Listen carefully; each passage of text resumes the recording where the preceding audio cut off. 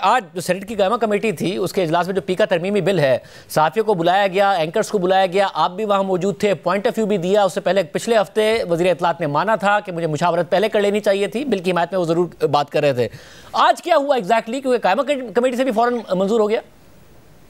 जी, anchors association की तंजीम हो या दूसरी सहाफती तंजीमें, उनको हफ्ते के दिन हमारी जब मुलाकात हुई इरफान सिद्दीकी साहब से और अताउल्लाह तारक साहब से, तो उन्होंने बिल्कुल ये कहा कि हमें पहले मुशावरत करनी चाहिए थी, हमने नहीं की, लेकिन अब हम करना चाहते हैं, तमाम स्टेक होल्डर्स को हम साथ लेंगे, क्योंकि बार बार वो बताना चाह रहे हैं कि ये जो एक पेशावर साफी हैं उनके ऊपर ये इसका इतलाक नहीं होगा, अप्लाई नहीं होगा। ये जो डिजिटल स्पेस में यूट्यूबर्स हैं जो अफवाहें फैलाते हैं, हेट स्पीच करते हैं, बेहुदा गुफ्तगू करते हैं, ये उनके ऊपर है। ये हमें कन्विंस करने की बार बार कोशिश की जा रही थी, लेकिन हमसे कहा कि आप आए, स्टैंडिंग कमेटी में बात करें, इंटीरियर की जो सेनेट की स्टैंडिंग कमेटी, और वहां पे अपना नुक्ता नजर भी पेश करें, अपनी रिकमेंडेशंस भी पेश करें। तो शाहजेब आज इसी उम्मीद से हम गए, लेकिन जो चेयरपर्सन है इस कमेटी के वो फैसल रहमान साहब है, जिनका ताल्लुक पीटीआई से, बधाए पीटीआई से। मैं बताता हूं क्यों ये मैं कह रहा हूं,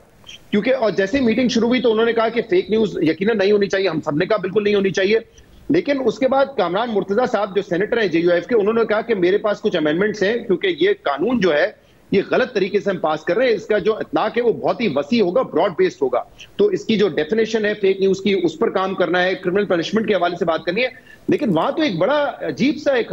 कोशिश थी कि बस बुलडोज करें इसको किसी तरीके से, बार बार ही कह रहे थे चले वोटिंग करा लें। वहां पे इरफान सिद्दीकी साहब ने कहा हम मौजूद हैं, साफी मौजूद हैं, इनको बात करने का मौका दें। तो बमुश्किल 4-5 मिनट मिले हमें बात करने के लिए, और उस पर जो है चेयरमैन साहब ने कहा कि देखिए ज्यादा कुछ हम कर नहीं सकते, अगर अमेंडमेंट आती तो फिर उस पर हम बात करते और फिर अपनी तजावीज देते। जबकि कामरान मुर्तजा साहब की अमेंडमेंट मौजूद थी, लेकिन उसमें भी कोई डिस्कशन नहीं हुई और 20-25 मिनट में इजलास खत्म हो गया। पीपल्स पार्टी के 2 मेंबरान थे, उनसे भी हमने पूछा,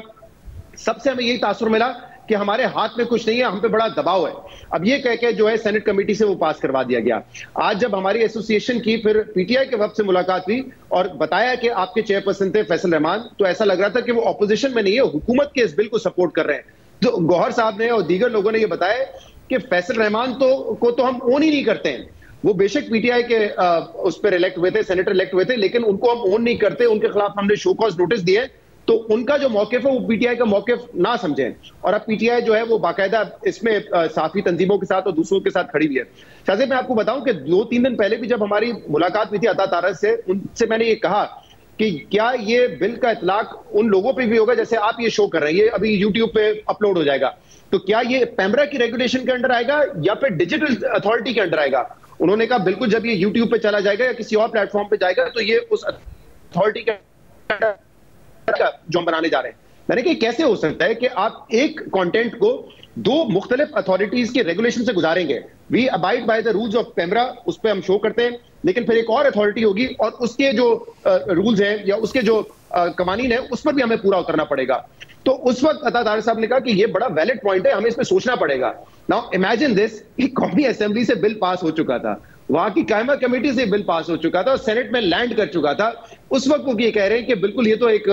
मामला है जिसको हमें देखना पड़ेगा, क्योंकि जैसे डबल टैक्सेशन नहीं हो सकती, इस तरह एक कंटेंट को 2 अथॉरिटीज से नहीं गुजारा जा सकता। लेकिन आज जो है, आज से तो हमें ये लगा है कि शायद वो ज्यादा इस मूड में नहीं है, जबकि यकीन दहानियां ना सिर्फ हमारी तंजीम को कराई गई थी, जो ज्वाइंट एक्शन कमेटी है जिसमें पीएफयूजे है, जिसमें पाकिस्तान ब्रॉडकास्टर्स एसोसिएशन है, उनको भी ये कहा गया था कि हम इस पे नजरसानी करेंगे। लेकिन अभी हमारा ख्याल ये कि शायद कल ये सेनेट से 11:30 बजे इसको पास करवा लेंगे, और जो बुनियादी फ्लॉज है इसमें, जो मैंने एक आपको बताया, डेफिनेशन का मसला है कि फेक न्यूज की डेफिनेशन क्या होगी, तमाम अथॉरिटी हो,